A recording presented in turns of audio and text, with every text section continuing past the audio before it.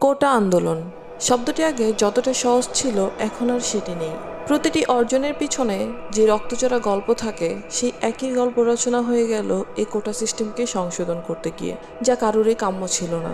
দ্বিতীয় দফা টানা আন্দোলন শুরু হয়েছিল 1 জুলাই থেকে। অহিংস এই আন্দোলন সহিংস হয় 15 জুলাই থেকে। তখন পর্যন্ত নিহত হয়েছেন 209 জনেরও অধিক। আন্দোলনের শুরু থেকে শেষ পর্যন্ত তুলে ধরার চেষ্টা করব আজকের এই ভিডিওতে। 31 জানুয়ারি 2018 সরকারি চাকরিতে কোটা ভাতা বাতিল করে পুনর্মূল্যায়ন চেয়ে ঢাকা বিশ্ববিদ্যালয়ের এক ছাত্র ও 2 সাংবাদিকের পক্ষে রিট দায়ের।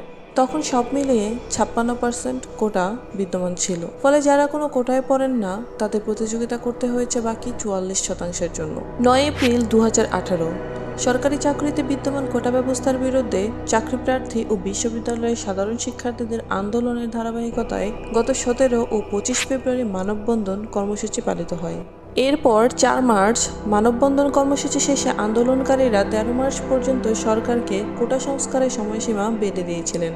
আন্দোলনকারীদের 5 দফা দাবির মধ্যে রয়েছে কোটা ব্যবস্থা সংস্কার করে 56 ভাগ থেকে 10 ভাগে নিয়ে আসা, কোটায় যোগ্য প্রার্থী পাওয়া না গেলে শূন্য থাকা পদগুলোতে মেধায় নিয়োগ দেয়া, কোটায় কোনো ধরনের বিশেষ নিয়োগ পরীক্ষা না রাখা, সরকারি চাকরির ক্ষেত্রে সবার জন্য অভিন্ন বয়স সীমা নির্ধারণ এবং চাকরির নিয়োগ পরীক্ষায় কোটা সুবিধা একাধিকবার ব্যবহার না করা। এদিন কেন্দ্রীয় কর্মসূচি হিসেবে বেলা 2টার পরপর ঢাকা বিশ্ববিদ্যালয়ের কেন্দ্রীয় গ্রন্থাগারের সামনে থেকে হাজারো শিক্ষার্থী ও চাকরিপ্রার্থী গণপদযাত্রা করে বিভিন্ন রাস্তা ঘুরে বেলা 3টায় শাহবাগ মোড়ে এসে অবস্থান নেন।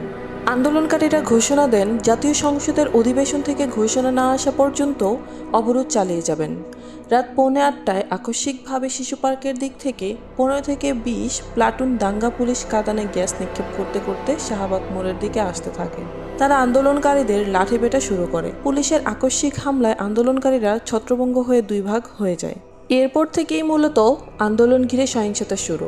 বাংলাদেশ সাধারণ ছাত্র সংরক্ষণ পরিষদের নেতাদের উপর বারবার হামলা করে ছাত্রলীগ, ফলে আন্দোলন ক্রমশ সহিংস হয়ে ওঠে।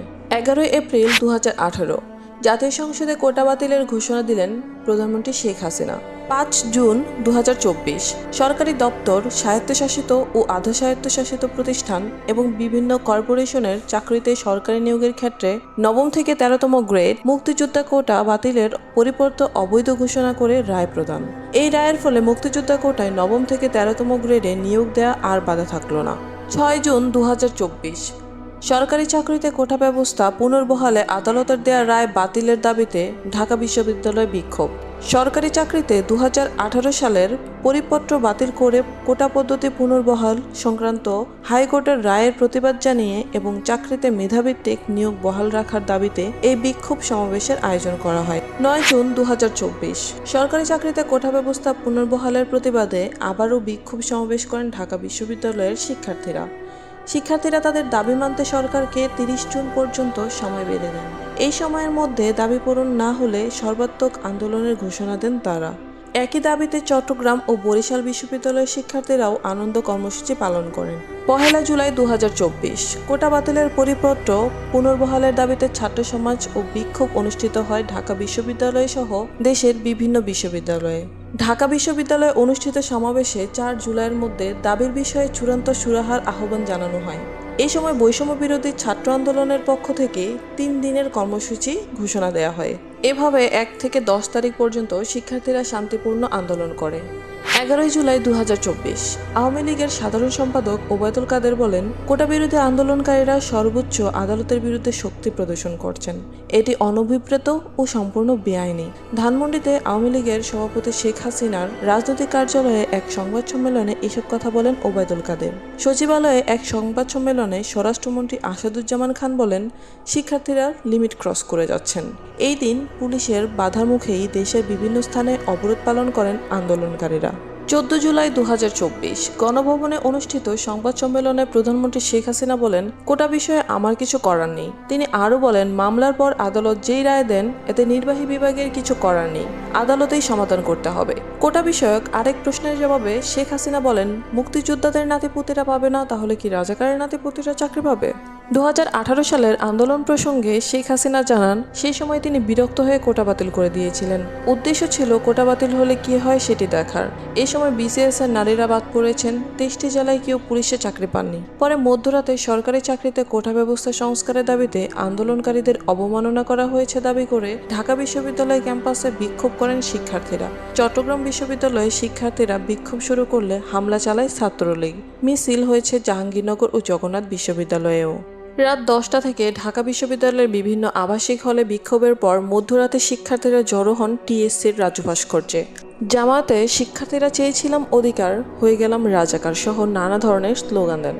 15 জুলাই 2024 বেলা 2টায় রাজধানীর ধানমন্ডিতে আওয়ামী লীগ সভাপতির রাজনৈতিক কার্যালয়ে আয়োজিত সংবাদ সম্মেলনে দুপুর 2টায় কোটা সংস্কারের দাবিতে আন্দোলনকারীদের রাজাকার স্লোগানের জবাব ছাত্রলীগই দিবে বলে মন্তব্য করেন আওয়ামী লীগের সাধারণ সম্পাদক ওবায়দুল কাদের। তিনি বলেন, আন্দোলন থেকে আত্মস্বীকৃত রাজাকার ও উদ্ধত্যপূর্ণ মানসিকতা যা আচরণের প্রকাশ ঘটেছে, এর জবাব দেওয়ার জন্য ছাত্রলীগ প্রস্তুত। এরপরে দুপুরে কোটা সংস্কার আন্দোলনে যারা আমি রাজাকার স্লোগান দিচ্ছেন তাদের শেষ দেখিয়ে ছাড়বেন বলে মন্তব্য করেন বাংলাদেশ ছাত্রলীগের কেন্দ্রীয় সভাপতি সাদ্দাম হোসেন। বেলা 3টায় ঢাকা বিশ্ববিদ্যালয়ে দফায় দফায় ছাত্রলীগ ও আন্দোলনকারীদের মধ্যে সংঘর্ষ বাধে। 16 জুলাই 2024 সারা দেশে দিনভর ব্যাপক বিক্ষোভ ও সংঘর্ষ। আন্দোলনকারীদের উপর হামলা করে ছাত্রলীগ, যুবলীগ সহ সরকার সমর্থকেরা। এতে নিহত হন 6 জন। রংপুরে আন্দোলনকারী বেগম রোকেয়া বিশ্ববিদ্যালয়ের শিক্ষার্থী আবু সাইদ পুলিশের বুলেটে নিহত হওয়ার সচিত্র ছবি প্রকাশ। বিকেলে ছাত্রলীগের কেন্দ্রীয় সভাপতি সাদ্দাম হোসেন বলেন, আন্দোলন যাবে, আন্দোলন আসবে, কিন্তু ছাত্রলীগ থাকবে। সবকিছুই মনে রাখা হবে এবং জবাব দেওয়া হবে।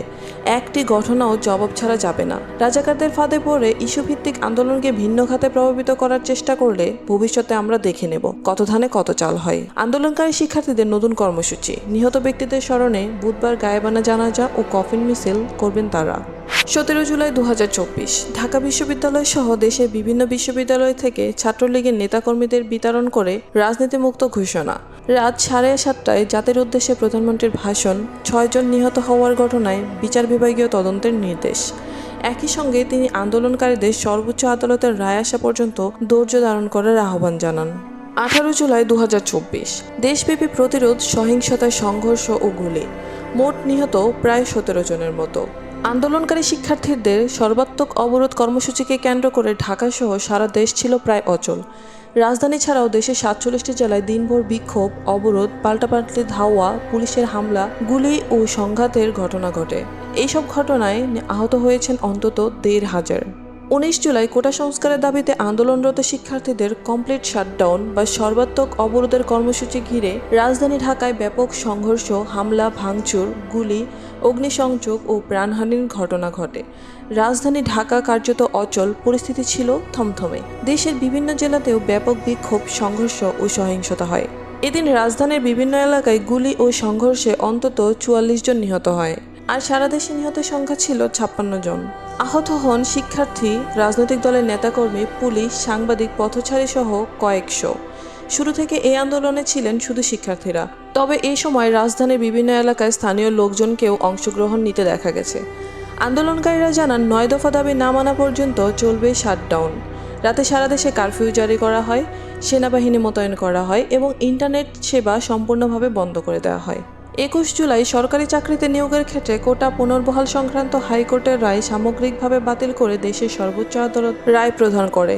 রায়ে বলা হয়, কোটা প্রথা হিসেবে মেধাভিত্তিক 93%, মুক্তিযোদ্ধা, শহীদ মুক্তিযোদ্ধা ও বীরাঙ্গনার সন্তানদের জন্য 5%, ক্ষুদ্র নৃগোষ্ঠী 1% ও প্রতিবন্ধী ও তৃতীয় লিঙ্গের জন্য 1% নির্ধারণ করা হলো। তবে নির্ধারিত কোটায় যোগ্য প্রার্থী না পাওয়া গেলে সংশ্লিষ্ট কোটার শূন্য পদগুলো সাধারণ মেধা তালিকা থেকে পূরণ করতে হবে। এই নির্দেশনার আলোকে সরকারের নির্বাহী বিভাগকে অনতিবিলম্বে প্রজ্ঞাপন জারি করতে নির্দেশ দেন আপিল বিভাগ। এরপর 4 দফা দাবি পূরণের জন্য বৈষম্য বিরোধী ছাত্র আন্দোলনের সমন্বয়কেরা 48 ঘন্টা সময় বেঁধে দিলেন। 23 জুলাই কোটা প্রথা সংস্কার করে প্রজ্ঞাপন জারি করা হয়। আর এদিকে প্রতিনিয়ত মৃত্যু সংখ্যা বাড়তেই থাকে, যা শিক্ষার্থীদের আরও বিক্ষুব্ধ করে তোলে এবং তারা প্রতিদিন নতুন নতুন দাবিতে নতুন নতুন কর্মসূচির আহ্বান জানায়। 28 জুলাই ডিবির হেফাজতে থাকা বৈষম্য বিরোধী ছাত্র আন্দোলনের 6 জন সমন্বয়ক এক ভিডিও বার্তায় সব কর্মসূচি প্রত্যাহারের কথা বলেছেন।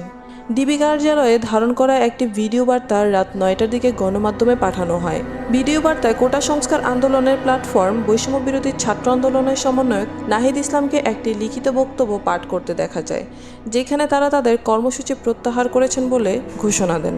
29 জুলাই জামাত শিবির নিষিদ্ধের সিদ্ধান্তে 14 দলের বৈঠক, 6 সমন্বয়ক ডিবি হেফাজতে জাতিকে নিয়ে মশকরা করেন না এক শুনানিতে এই বক্তব্য করেছেন হাইকোর্ট। বৈষম্য বিরোধী ছাত্র আন্দোলনের কথিত আটক 6 জন সমন্বয়ককে অনতিবিলম্বে মুক্তি দিতে ও দেশের বিভিন্ন স্থানে আন্দোলনকারীদের উপর গুলি না চালাতে নির্দেশনা চেয়ে করা রিটের শুনানিতে রাষ্ট্রপক্ষের উদ্দেশ্যে হাইকোর্ট এই বক্তব্য করেন। 30 জুলাই হত্যার বিচার চেয়ে মুখে লাল কাপড় বেঁধে মিছিল, জাতিসংঘ মহাসচিবের বিবৃতি, স্বচ্ছ তদন্তের আহ্বান।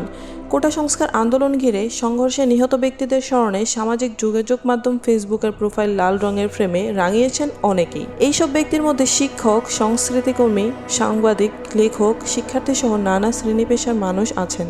অন্যদিকে সরকার সমর্থকদের অনেকে ফেসবুক প্রোফাইলে কালো রঙের ফ্রেম জুড়েছেন। 1 আগস্ট 2024 গোয়েন্দা পুলিশের হেফাজতে থাকা বৈষম্য বিরোধী ছাত্র আন্দোলনের 6 জন সমন্বয়ককে ছেড়ে দেওয়া হয়। এরপর নিজের ফেসবুকে ক্ষোভ প্রকাশ করে স্ট্যাটাস দেন 6 সমন্বয়কের একজন সমন্বয়ক। 3 আগস্ট প্রধানমন্ত্রী শেখ হাসিনা আন্দোলনকারীদের আলোচনার প্রস্তাব দেন। তবে দুপুরে কেন্দ্রীয় সমন্বয়ক নাহিদ ইসলাম জানান, সরকারের সঙ্গে আলোচনায় বসার কোনো পরিকল্পনা তাদের নেই। এদিন শিক্ষার্থীরা এক দফা এক দাবি নিয়ে মাঠে নামে। তারা প্রধানমন্ত্রীর পদত্যাগ দাবি করে। কোটা সংস্কার আন্দোলন ঘিরে রাজধানীর ধানমন্ডির রবীন্দ্র সরোবরে সঙ্গীত শিল্পীদের প্রতিবাদী সমাবেশ হয়। বিকেল 4টার পর বিক্ষুব্ধ জনতা বিরাট মিছিল নিয়ে কেন্দ্রীয় শহীদ মিনারের দিকে যাত্রা শুরু করে। রাজধানীর বিভিন্ন এলাকা থেকে বিক্ষোভ মিছিল নিয়ে কেন্দ্রীয় শহীদ মিনারে সমবেত ছাত্র জনতার উদ্দেশ্যে বক্তব্য দেন কোটা সংস্কার আন্দোলনের নেতৃত্ব দেওয়া সংগঠনটির সমন্বয়ক মোহাম্মদ নাহিদ ইসলাম। 4 আগস্ট অসহযোগ আন্দোলনকে ঘিরে এদিন অনেক জেলায় পাল্টাপাল্টি ধাওয়া, সংঘর্ষ এবং গোলাগুলির ঘটনা ঘটে। এতে 98 জন সাধারণ মানুষ ও পুলিশ নিহত হয় এবং আহত হয় প্রায় শতাধিক মানুষ।